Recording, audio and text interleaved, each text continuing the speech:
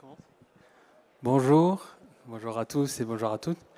Ravi d'être parmi vous aujourd'hui. Merci d'être venus, notamment pour cet après-midi à 7 heures. C'est un peu lourd post-déj. Je vais vous parler de l'intelligence artificielle, donc un sujet qui fait d'actualité aujourd'hui. Toutes les présentations presque sont sur l'intelligence artificielle. C'est un sujet passionnant et stimulant, mais parfois frustrant. Pourquoi ? Parce que c'est beau les démos et l'époque, mais quand il s'agit de passer à l'opérationnalisation, quand il s'agit de générer de la valeur, on est déçu parce qu'on n'arrive pas à déployer cette technologie, on n'arrive pas à en tirer en fait de la valeur. C'est ça le sujet de la présentation d'aujourd'hui, le passage de l'expérimental à l'opérationnel. Donc, je m'appelle Abdallah Riwa, je suis le Chief Data Officer de Reliance, un groupe mutualiste qui accompagne les collectivités, les acteurs de soins sur le risque majeur. Vous avez vu que je parle de dernier kilomètre. C'est un concept en fait qu'on trouve beaucoup dans la logistique et supply chain sur cette étape de la livraison de produits, qui représente vraiment une étape compliquée parce que le dernier kilomètre, c'est là où il y a des différentes adresses, il y a aussi le client en fait, qui va voir la valeur et de l'efficacité de la livraison de son bien. Alors, je ne suis pas expert de la logistique et je suis ici pour parler de l'intelligence artificielle. C'est pareil sur l'intelligence artificielle. 100% d'efforts, 100% de coûts sont dépensés sur cette étape, sur cette phase qu'on appelle le last mile AI, où après l'époque jolie et les démos magnifiques, on passe vraiment à l'industrialisation, l'opérationnalisation et l'intégration dans les process de l'entreprise. Je ne prétends pas résoudre et avoir une expérience énorme sur le dernier kilomètre, mais l'idée vraiment en fait de vous partager un retour d'expérience sur ce qu'on a pu faire au sein de Reliance et ce qui se fait aussi dans le sphère de l'assurance. Un petit mot sur Reliance, donc c'est un groupe mutualiste qui accompagne ses clients sur des risques majeurs, l'absentéisme, les accidents médicaux et surtout en fait les risques technologiques. On parle beaucoup ici à SIDO sur les sujets autour de cyber. Donc on accompagne nos clients sur les problématiques de cyber-résilience. Donc on est le leader de la responsabilité civile médicale en France et en Europe et aussi sur ce qu'on appelle le risque statutaire. On est 1200 collaborateurs sur 7 pays avec une forte appétence à la technologie et à la data. On est 100 personnes dans le collectif de la technologie, 20 personnes autour de la data IA. Et ce terrain, en fait, qui sert de laboratoire expérimental et même en fait un laboratoire pour l'opérationnalisation de l'intelligence artificielle. Donc, dans ce contexte, je vais vous expliquer quelques cas d'usage qu'on a menés au sein d'entreprises. Et pour donner un cap à la présentation, j'aimerais bien en fait vous parler un peu de l'intelligence artificielle, de retracer un peu l'histoire. Parce que pour comprendre où ça va, et il faudra comprendre ça vient d'où et ça a commencé comment. Après ensuite, l'assurance et les cas d'usage de l'intelligence artificielle dans l'assurance. Et puis le sujet sur comment franchir le dernier kilomètre et les défis associés. Tout a commencé avec Alan Turing. Je ne sais pas, vous avez regardé le film The Imitation Game, que vous le voyez là-haut à droite. Alan Turing est connu pour la définition ou pour la notion de la machine de Turing qui formalise le concept de l'intelligence, qui est simple, hein, parce que Alan Turing a posé cette définition pragmatique qui dit l'intelligence, c'est juste la reproduction ou la simulation de la capacité humaine. Donc le Turing test, comme vous l'avez pu entendre parler en fait partout, c'est juste ça. C'est on arrive en fait à faire croire à l'humain qu'il est en train de parler avec un humain alors que derrière c'est une machine. Donc on peut considérer cette machine comme intelligente. Et d'ailleurs, cette définition a été posée dans un papier à l'époque, Calcul et intelligence des machines. Et d'ailleurs, c'était le début en fait de la formalisation du concept d'ordinateur, parce que l'ordinateur tel qu'on le voit aujourd'hui, il était conçu pour il n'était pas conçu pour qu'on l'utilise aujourd'hui pour répondre à des emails dans Outlook, mais le rêve à l'époque, c'était de créer la machine intelligente. Donc, ce qui est intéressant avec cette définition, parce qu'on peut se débattre sur les définitions, mais c'est une définition pragmatique que la communauté après derrière a pris, juste 2 ans après, dans la conférence de Dartmouth, qui est le lieu où on a inventé le mot intelligence artificielle. Juste après le décès de Alan Turing en 1954, un groupe de chercheurs se sont réunis et le constat c'était, en fait, c'est pas très compliqué de fabriquer l'intelligence. Il suffit juste en fait de formaliser la pensée humaine et puis la mettre dans une machine. Voilà, et puis après derrière, on va avoir une machine intelligente. Donc, ça n'a pas trop marché, ça a pris plus que 60 ans, mais on le voit aujourd'hui partout. Donc on le voit dans des IA cachés qu'on a aujourd'hui sur nos téléphones, sur des moteurs de recherche ou sur des sites de e-commerce, etc. Et on voit aussi en fait à travers l'avènement des assistants et des agents. Donc comment ça marche l'intelligence artificielle? Depuis le début, comme je vous ai dit, on parlait de la formalisation de la pensée humaine. L'approche prédominante à l'époque, vous avez peut-être entendu parler des systèmes experts et systèmes à base des règles. On était vraiment sur ce mouvement de formaliser l'intelligence et les mettre dans des règles. Et après, derrière, on applique les règles et puis ça fait quelque chose. Sauf que cette approche ne passe pas à l'échelle parce qu'on doit écrire plein de règles, on doit le maintenir. Et ça devient vraiment chronophage. En parallèle, il y avait une autre approche. C'était l'approche dite connexionniste. C'est des gens qui ont pensé plutôt en fait, à formaliser comment les réseaux de neurones fonctionnent dans le cerveau humain, et après ensuite faire en sorte qu'il y ait des algorithmes pour reproduire en fait cette capacité mentale. Donc on a des données en entrée avec des exemples, et après on a un algorithme d'apprentissage générique qui derrière, ce que ça nous génère, ça génère en fait un modèle qui est capable de répondre en fait à la problématique en question. Je vous donne un exemple. Vous voyez ici, on a un réseau de neurones qui fait la reconnaissance des chiffres sur une image, ce qu'on appelle le perceptron. Ça arrive. Voilà. Là, on a une image qui représente un chiffre. Après, l'image traverse les couches de réseau de neurones. Et vers la fin, ça va, avec plusieurs activations intermédiaires, ça va activer le 0, le 1 ou le 2, le 3. Et la sortie représente le chiffre qui se trouve en fait sur l'image en entrée. Donc ça, c'est un exemple réel d'un réseau de neurones type perceptron. On peut imaginer d'autres types de réseaux de neurones. Mais l'idée est là. On se base sur le modèle de cerveau, de calcul avec des neurones, pour ensuite arriver à un résultat à partir des exemples. Le problème, c'est que cette approche ne passe pas à l'échelle, parce que à chaque fois qu'on doit construire un modèle, on doit avoir un jeu de données adapté qui est vraiment dédié en fait à la tâche qu'on veut résoudre.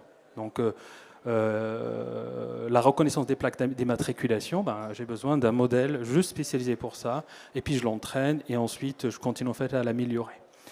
Et ça passe pas à l'échelle parce que vous imaginez la quantité de données que je dois avoir par tâche que je veux réaliser et le temps que ça me prend pour maintenir en fait le modèle en production. La révolution en 2017, les Transformers. Je ne vais pas m'étaler beaucoup en fait sur le sujet, mais ce qu'il faut retenir sur ce type de modèle, donc en fait c'est le modèle derrière de ChatGPT et tous les LLM qu'on voit aujourd'hui, c'est un modèle qui est capable d'apprendre tout seul, si on utilise les termes non techniques. Juste sur un corpus de données, on lui demande en fait de prédire le prochain mot. Le modèle est capable de développer des compétences incroyables. Vous ne me demandez pas comment, je ne sais pas. Mais ce qui se passe, c'est que juste en faisant l'apprentissage sur la prédiction de prochains mots, on a des capacités qui émergent dans ces modèles. Après, bien sûr, ça passe par des étapes intermédiaires pour que ça réponde mieux, etc., etc., et comme on le voit aujourd'hui avec ChatGPT et d'autres assistants. En fait, ce qui se passe, c'est que le modèle apprend à parler notre langue. En faisant la prédiction de prochains mots, le modèle arrive en fait à mieux comprendre le contexte pour prédire ce qui va venir après. C'est-à-dire que le modèle a réussi à internaliser en fait les lois de la pensée humaine, si je peux le dire comme ça. Donc tout ce qu'on vient de voir nous offre en fait une sorte de continuum d'automatisation. C'est-à-dire qu'aujourd'hui, on ne peut pas se dire bah, j'ai juste des modèles puissants comme les LLM, ChatGPT, Claude et d'autres, et je vais tout oublier. Mais non, aujourd'hui, la technologie m'offre juste du code que je peux écrire et que ça peut faire quelque chose qui apporte de la valeur. Peut-être des modèles un peu statistiques, pas très sophistiqués, ou des modèles profonds que j'entraîne et je les spécialise et fine-tune, ou bien des modèles qui sont larges, généralistes, qui servent en fait pour des tâches plus compliquées. Et c'est sur cette partie-là qu'on voit beaucoup de problématiques en fait d'opérationnalisation, parce que choisir la mauvaise solution pour une problématique donnée, ça nous coûte, et utiliser un système très capable comme des modèles LLM ou d'autres pour résoudre une problématique simple, bah, ça nous coûte de l'argent. Derrière, ça induit des coûts, etc., etc. Donc choisir en fait la bonne technologie, on va le voir. D'ailleurs, choisir la bonne technologie, c'est une partie de la réponse de l'opérationnalisation de l'IA au sein de l'entreprise. Je vous ai parlé de l'intelligence artificielle. L'intelligence artificielle va venir transformer l'assurance, mais quand on parle d'assurance, c'est quoi? On est tous confrontés en fait à cette difficulté quand on veut souscrire un contrat d'assurance, à ne rien comprendre en lisant les garanties. Mais au final, en fait, l'assurance, c'est simple, c'est juste une promesse tarifiée contre un risque. Il y a un risque de faire un accident en voiture, ben, derrière l'assureur tarifie une promesse par rapport à ce risque. Et le jour en fait que ce risque se réalise, et ben, normalement, l'assureur doit être là pour couvrir en fait ce risque. Et ce n'est pas différent en fait d'autres industries, hein, parce que octroyer un crédit ou même vendre un produit physique, c'est la même chose. Quand je vends un produit, je vends la promesse de répondre aux besoins en fait de mes clients. Par contre, cette promesse traverse une chaîne de valeur. Hein, une chaîne de valeur qui commence par la conception de produit en soi, hein, et sa souscription, c'est-à-dire qu'à un moment donné, on estime que la probabilité de survenance de tel risque est très élevée, ben, la tarification ne sera pas la même chose. Donc c'est ça ce qu'on appelle souscription. Et le produit comme package, ça peut être l'assurance auto pour jeunes ou l'assurance auto tout court, l'assurance habitation, etc. etc. La même chose, on a toutes les questions autour de la distribution et toutes les questions autour de la gestion. Alors pourquoi je vous parle de gestion de contrat et gestion de sinistre? Parce que vraiment, c'est là où on voit beaucoup l'intelligence artificielle transformer le process pour fluidifier en fait cette partie. Donc si on fait une analogie avec d'autres industries, hein, l'administration de contrat et la gestion de sinistre, c'est plus ou moins, on va dire, la prévente. Hein, plus.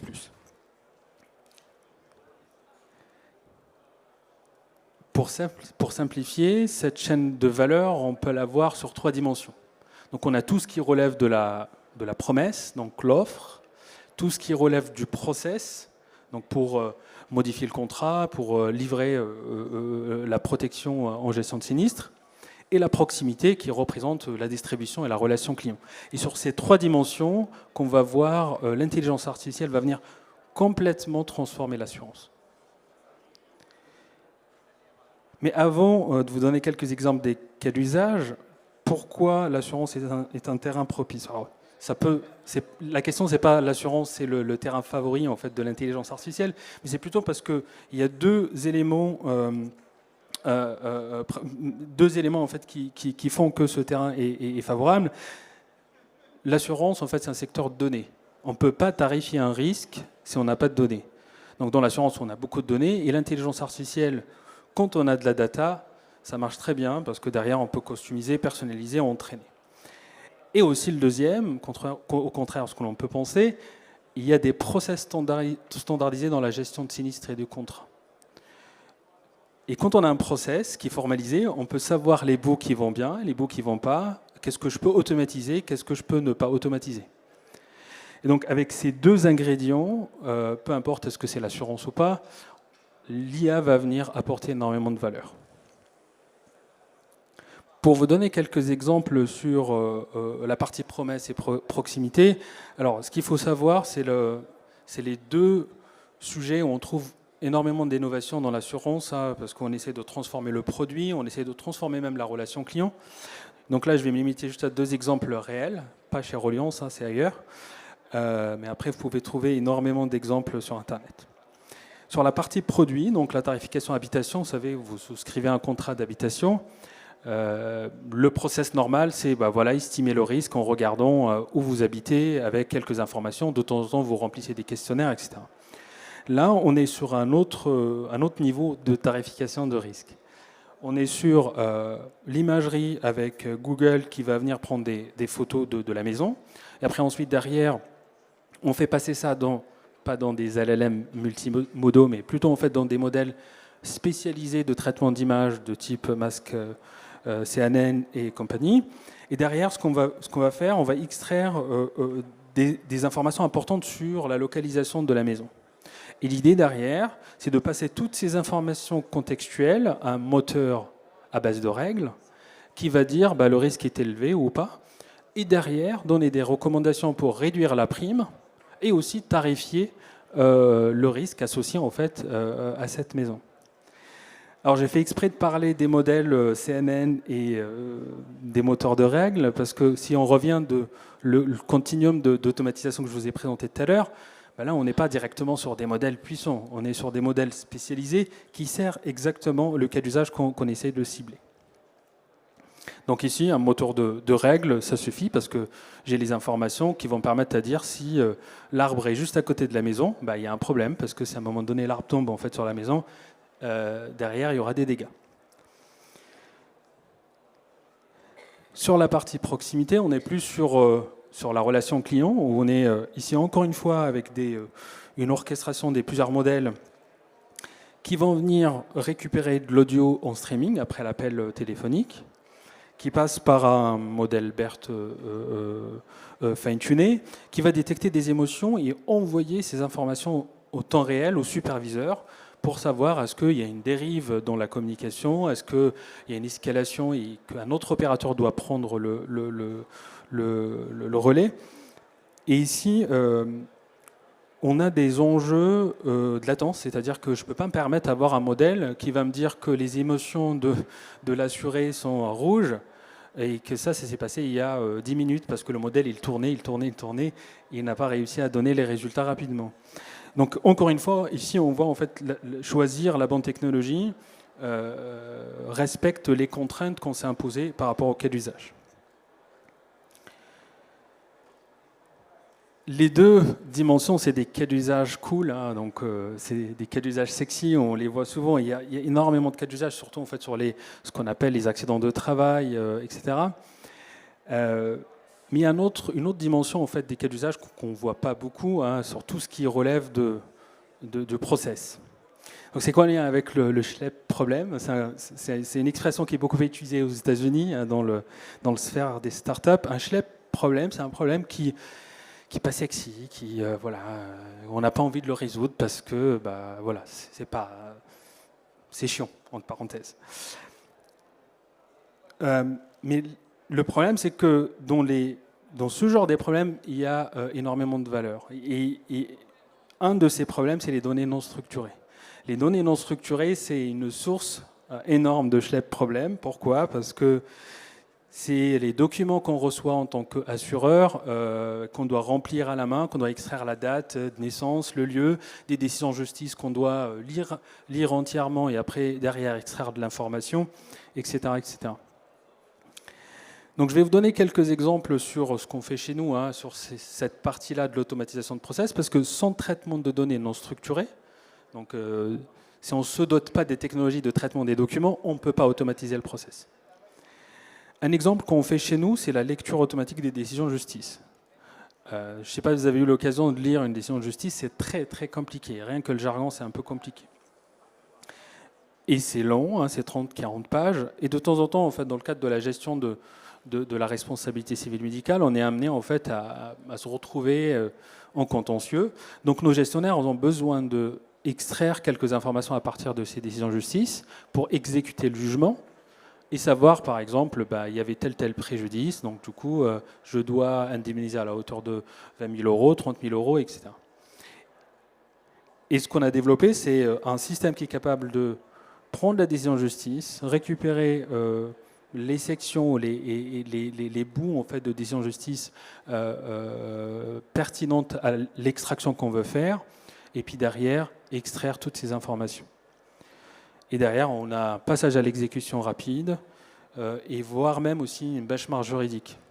Parce que le moment en fait, que j'ai une intelligence artificielle qui va lire la décision de justice, je peux rapidement aller regarder les autres décisions de justice et puis comparer pour dire ah, attention, dans l'autre on paye plus ou moins, dans l'autre on a fait un appel, etc. etc.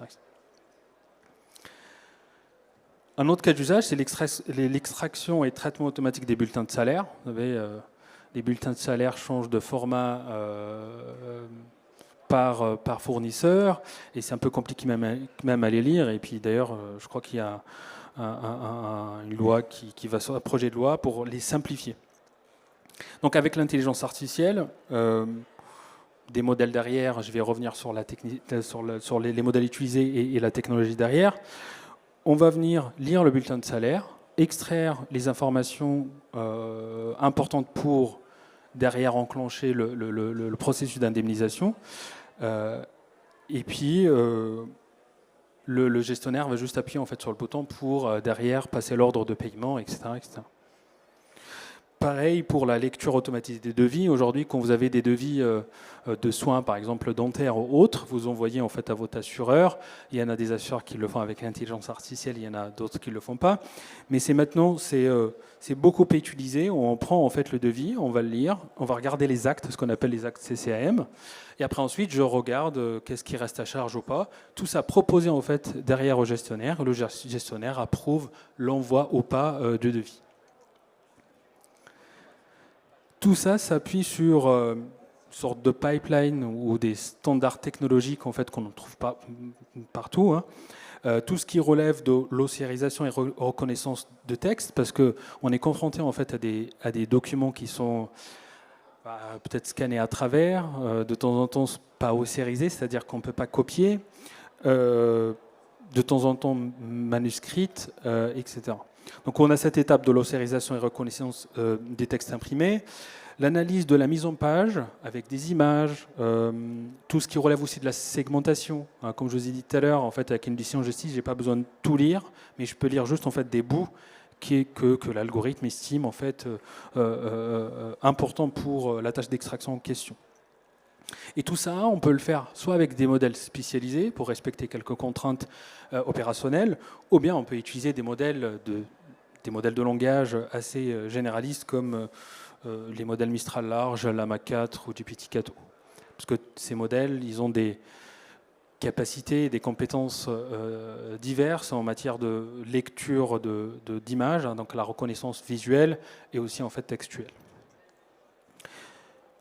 Tout ça, pour vous donner en fait le cadre technologique derrière, on utilise souvent ce qu'on appelle un IDP, donc Intelligent Document Processing, qui est une plateforme qu'on peut acheter, qu'on peut construire, qu'on peut aussi acheter un bout et construire un autre, pour faire tout ce travail, où l'objectif vraiment c'est de extraire, valider, automatiser.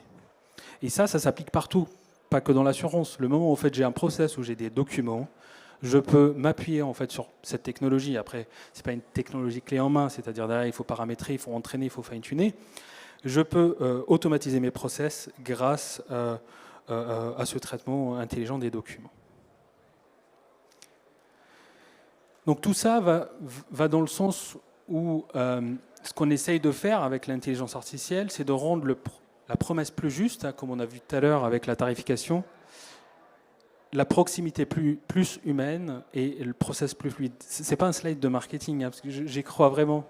Alors pourquoi je vous dis ça? Parce que on passe beaucoup de temps en fait, à travailler sur le process, à approuver des choses, à lire des documents, qui laissent moins de temps en fait, à l'humain. Et demain, avec l'intelligence artificielle, le process devient plus fluide, rapide, et comme ça, l'humain va se concentrer plus en fait, sur la proximité, à gérer l'émotion, à échanger avec le client. Parce qu'au final, en fait, le client a subi un risque, enfin, a subi en fait, une perte, hein, et derrière a besoin en fait, d'échanger, d'être rassuré. Mais tout ça ne peut pas fonctionner si on n'arrive pas en fait, à dépasser le trou noir que vous voyez au milieu. On a vu plein de statistiques sur 80%, 70% de cas d'usage ne passent pas en 2018 par Deloitte, qui ne passent pas en fait en prod. Aujourd'hui, 68%, il y a d'autres chiffres que j'ai lus ce matin. Et la question qui se pose, pourquoi ? Pourquoi en fait il y a des POC qui restent à gauche et puis le moment que ça passe, sont aspirés par le trou noir. Il y en a d'autres en fait qui réussissent en fait à passer à droite. Et c'est là en fait on a la problématique de last mile. Je vous partage quelques tragédies un peu ironiques sur le trou noir. C'est pas forcément des choses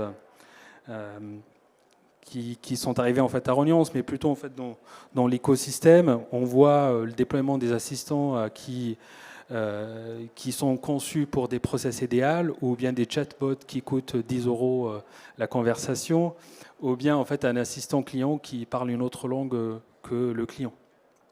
Et ça c'est vrai, et ça peut arriver. Pourquoi ? Parce que le POC, le projet de POC, c'est a pour vocation en fait, je montrais juste en fait le concept. Et au final, le POC n'a pas tort, le POC juste n'est pas fini. Parce qu'on a cette impression, aujourd'hui on regarde, ouais ça marche, c'est super, c'est nickel, allez on va le mettre en prod. Et ça ne marche pas. Pourquoi ? Parce que le POC a été conçu juste pour montrer le concept. Et aujourd'hui avec les agents de programmation comme GitHub Copilot et d'autres, on peut monter en fait un POC juste en une matinée avec une application web et puis regardez, ça marche. Mais la réalité c'est derrière. Quand on veut le mettre dans la main des collaborateurs, dans la main des utilisateurs qui intègrent les process de l'entreprise. Si on prend un peu de recul, les blocages sont invisibles. Pourquoi ? Parce que c'est pas que de la tech. La tech, c'est une dimension. Mais les vrais blocages, c'est les blocages d'alignement entre le tech et le métier, les données qui sont de mauvaise qualité, et le socle technologique qui n'est pas adapté ou sous-dimensionné, et d'autres questions en fait, qui sont en lien avec la gouvernance et autre chose. Commençons par l'alignement tech-métier. C'est un vrai sujet. Pourquoi ? Parce que quand on veut construire, quand on veut industrialiser, opérationnaliser un cas d'usage, on le construit avec le métier. Parce que c'est eux, au final, en fait, qui vont l'exploiter, qui vont l'utiliser. Et normalement, c'est censé en fait, apporter de la valeur au métier. Et c'est là en fait, qu'on trouve en fait, ce genre de décalage où on se retrouve dans une sorte de stimulation unilatérale où la tech vient avec une proposition. Bah, regardez, j'ai un agent magnifique, j'ai un LLM incroyable, qu'est-ce qu'on peut faire ? C'est bien, ça aide en fait à stimuler, mais derrière, en fait, si le métier n'est pas assez engagé, ça ne va pas marcher. Pourquoi ? Parce que ça déresponsabilise le métier. Et le moment en fait, qu'on va passer en prod, on va nous dire, bah, en fait, c'était pas ça ce que je veux, mais je pensais pas que c'était ça. Et derrière, ça tombe en ruine, et puis personne ne l'utilise, et puis on aura perdu de l'argent, et ça ne marche pas. De l'autre côté, en fait, il faut canaliser les demandes, parce que le moment que le métier commence à s'approprier les sujets IA, on va recevoir énormément de cas d'usage, et il faut en fait trouver la balance entre je ne dois pas frustrer les gens, mais je dois avoir un process assez robuste pour faire émerger des cas d'usage qui marchent. Donc tout ça commence par cette notion de co-design et prototypage rapide. Et si on cherche un peu loin, la problématique d'alignement tech-métier se trouve en fait dans deux sujets. Le premier sujet, c'est la définition de problème. Où j'ai le métier qui va venir me parler, je veux un chatbot.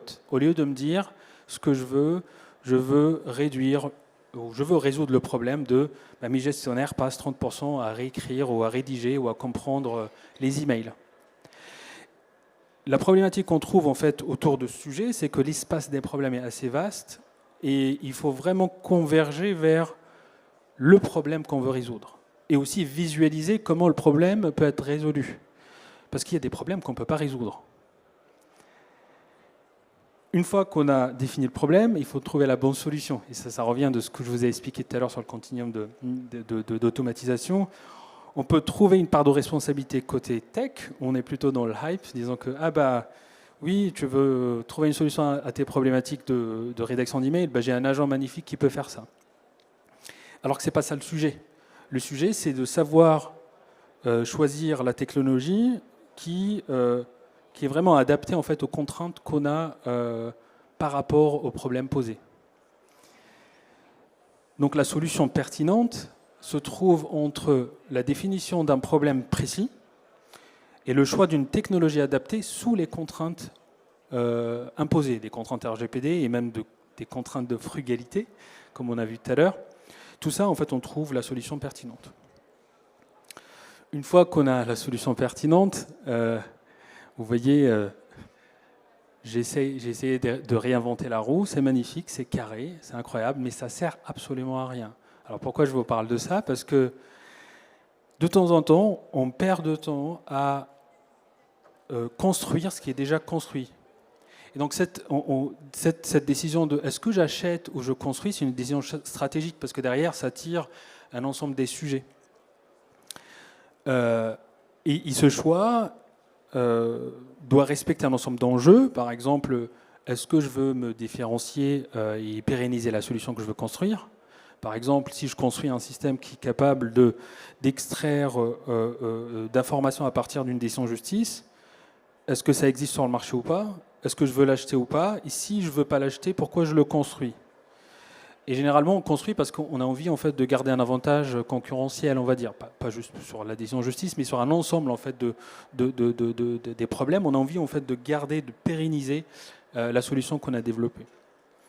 Il y a des enjeux autour de time to market, le coût initial, etc., etc. Et tous ces enjeux vont nous permettre à décider à un moment donné est-ce que je construis ou j'achète. Par exemple, sur la question de time to market ou time to value, c'est rapide quand j'achète une solution. Mais sur le long terme, je peux pas sortir parce que c'est pas réversible. Voilà. Donc du coup, pour résumer, une fois qu'on a la solution, buy ou build, un ensemble d'enjeux à respecter et à considérer. Sauf que ce n'est pas binaire, c'est-à-dire que je peux me retrouver, oui, à réinventer l'OCR parce qu'il a fallu réinventer l'OCR, ou bien à un moment donné, nous par exemple, on a acheté une solution d'anonymisation de documents parce qu'on avait besoin, sauf qu'on s'est rendu compte qu'à un moment donné, ça coûte cher, donc on peut le construire en interne. Donc ce n'est pas binaire ce choix de buy et build. Une fois qu'on a la solution pertinente et la stratégie d'acquisition de la technologie, la question qui se pose, est-ce que j'ai un socle technologique qui va héberger cette solution? Et là, on peut trouver, ça peut être dimensionné en fait par rapport aux enjeux de l'entreprise, mais généralement, on a une plateforme data qui va nous permettre à traiter de la data, de la collecter, de la stocker de façon pérenne. On a tout ce qui relève de développement continu et l'observabilité des modèles, parce que quand vous développez en fait un bout de logiciel qui n'intègre pas l'IA, vous allez monitorer les erreurs, les logs, etc. Mais l'IA ajoute une nouvelle couche sur tout ce qui relève des dérives des IA qui commencent à insulter les clients, ou bien des IA qui refusent en fait à faire telle ou telle tâche. Ou de temps en temps, en fait, des problématiques plus opérationnelles, comme le jour où on a remarqué qu'on reçoit des PDF avec des mots de passe, donc on ne peut pas faire l'extraction. C'est bête, mais c'est des comportements en fait, qu'on peut observer et qu'on doit quand même les suivre en fait, dans cette notion de monitoring observabilité. Je vous ai mis quelques technologies en bas, mais après, il y a énormément de technologies en open source ou payant. Et vers la fin, et après, ce n'est pas linéaire, c'est-à-dire qu'on peut à un moment donné revenir. C'est l'évaluation et le feedback continu. On ne peut pas juste envoyer un modèle comme ça dans la nature et puis ne pas observer le comportement de l'utilisateur. Je suis sûr qu'aujourd'hui, quand vous utilisez ChatGPT, vous ne l'utilisez pas de la même façon. Chacun a sa façon d'utiliser la technologie et il faut qu'on observe comment les collaborateurs sont en train de l'utiliser pour qu'on puisse après s'adapter, peut-être ajouter des nouvelles fonctionnalités, etc., etc.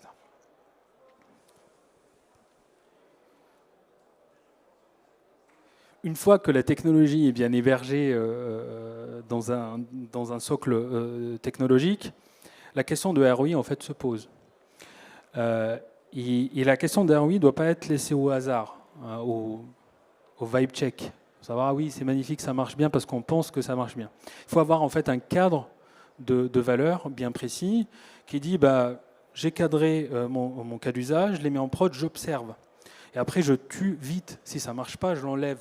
Parce que sinon, en fait, je vais traîner quelque chose qui ne marche pas et que ça va me coûter encore énormément pour l'enlever après, ce qu'on appelle la dette. Ici, ça marche bien, après les REX. Je double la mise et j'essaie de voir comment je peux étendre le cas d'usage pour gagner encore plus de valeur. Alors ça, c'est le cadre. Mais pour y arriver, il y a une astuce qui marche très bien, c'est cette notion d'effet composé.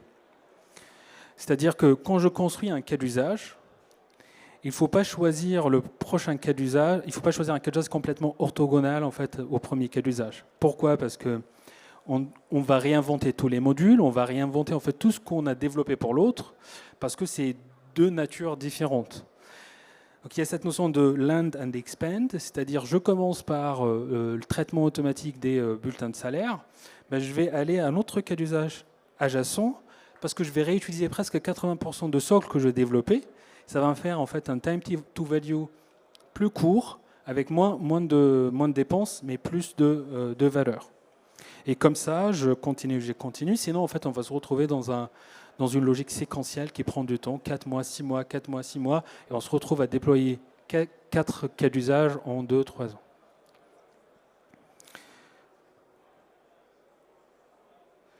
Et pour finir, c'est l'humain, donc l'adoption et la conduite de changement. Parce que on peut inventer la meilleure technologie dans le monde, mais au final, si les utilisateurs, les collaborateurs ne l'utilisent pas, ça ne sert absolument à rien. Et on ne peut pas forcer les gens à utiliser une technologie. Donc utiliser une technologie où l'adoption commence par comprendre et finit par se transformer. C'est-à-dire qu'il faut que les gens comprennent de quoi il s'agit, qu'est-ce qu'il y a derrière, démystifier, parce qu'il y a des vraies peurs et craintes derrière. Et se transformer, en fait, d'être capable de changer ses habitudes. Dans la Reliance, par exemple, et c'est une pratique maintenant qui commence à être mise en place partout, c'est Data IA Academy, où on a mis en place des formations, des parcours d'acculturation autour de l'intelligence artificielle, avec un ciblage différent, avec des modules en ligne, et des modules aussi sur site, dédiés en fait à une population précise. Mais l'idée ici, c'est vraiment en fait d'être inscrit dans une démarche d'acculturation à travers de la formation. La formation ne se suffit pas. J'essaie de faire une analogie avec cette courbe, mais il faut avoir une stratégie de communication. Faire des formations ne suffit pas. C'est-à-dire qu'il faut avoir une communication qui passe par plusieurs fréquences, avec plusieurs amplitudes. Dans des réunions hebdomadaires, on va intervenir dans des réunions hebdomadaires des collaborateurs, on va parler de qualité de données. Dans des réunions mensuelles, on va parler de façon périodique de l'impact de l'IA et démystifier un peu ce qu'il y a derrière. Dans des réunions de CODIR, chaque 6 mois ou chaque 4 mois, on va parler en fait d'autres sujets. Et c'est ça l'idée, c'est vraiment répéter, varier, ancrer. Ce n'est pas que de la formation, c'est une stratégie de communication et d'acculturation. Et je finis par la conduite de changement. Donc, je ne suis pas l'expert de la conduite de changement. Chez Reliance, c'est quelque chose qui est rattaché au département RH, où il y a tout un accompagnement sur un ensemble des sujets de transformation, où on s'inscrit en fait dans cette notion de conduite de changement. Et ce que je retiens toujours, moi, d'échanges avec les collègues, c'est que la conduite de changement n'intervient pas à la fin du projet. C'est bien avant. C'est-à-dire au début, quand on commence en fait à penser, à mettre en place quelque chose, à l'opérationnaliser, c'est qu'à ce moment-là, en fait, au même temps qu'on est en train de développer, en train d'élaborer le cas d'usage, on commence la conduite de changement. Il y a un modèle qui est beaucoup utilisé. Je ne suis pas l'expert de ce modèle, donc je vous invite en fait à lire sur Internet le modèle ADKAR qui aide plus ou moins en fait à mettre en place un accompagnement sur la conduite de changement. Donc six engrenages, on va dire, qui sont importants pour franchir le dernier kilomètre. Alignement tech métier, c'est la source. La définition précise du problème. Choisir la solution pertinente. Adopter une stratégie buy and build qui justifiée. Avoir un socle technologique robuste. Puis un cadre de valeur défini. Et puis l'adoption et le change. Et je finis par dire que le dernier kilomètre, ce n'est pas un sprint technologique, c'était jamais en fait par rapport à la technologie, mais c'est plutôt une discipline collective. Merci.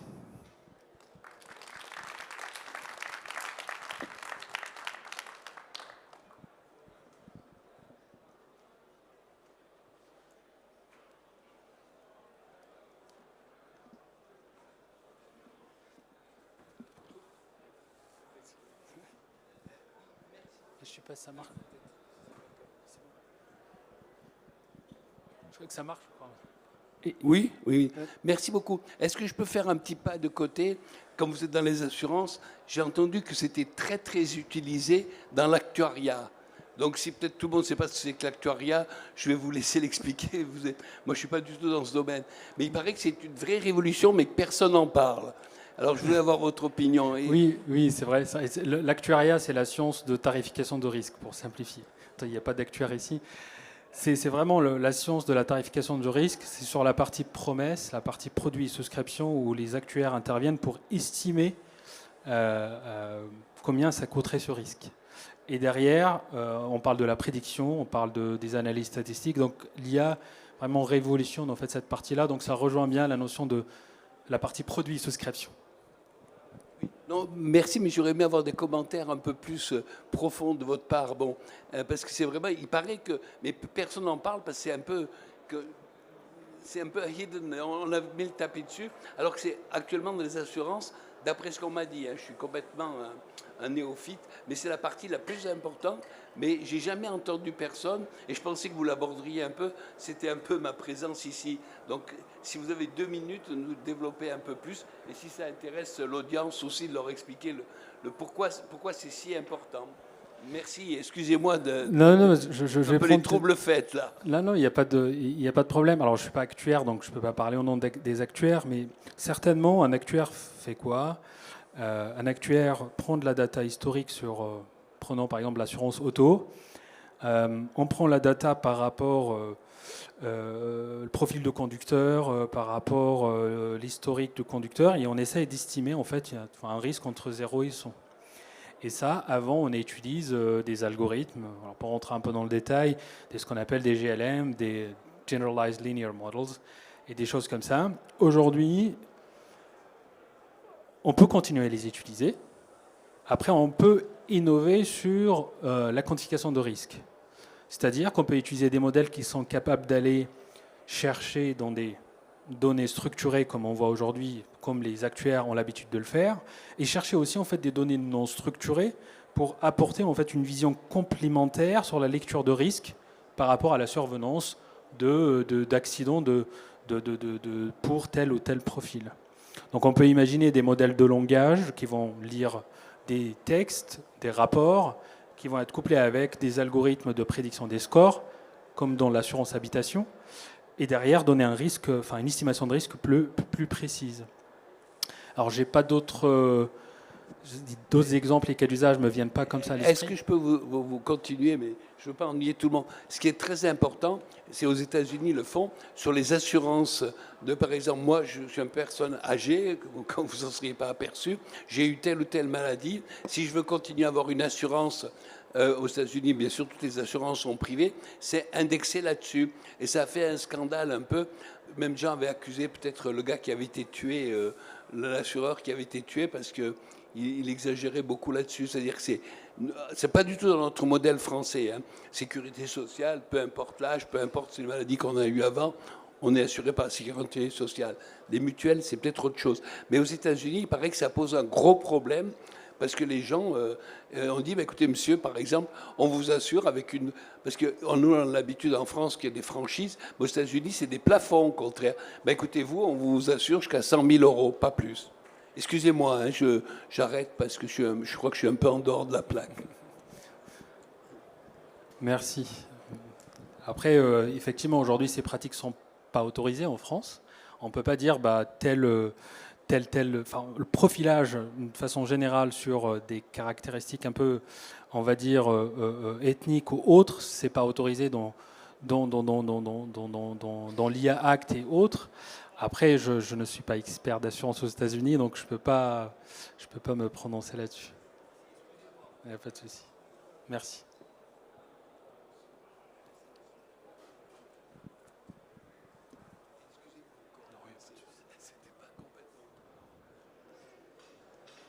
Est-ce qu'il y a d'autres questions?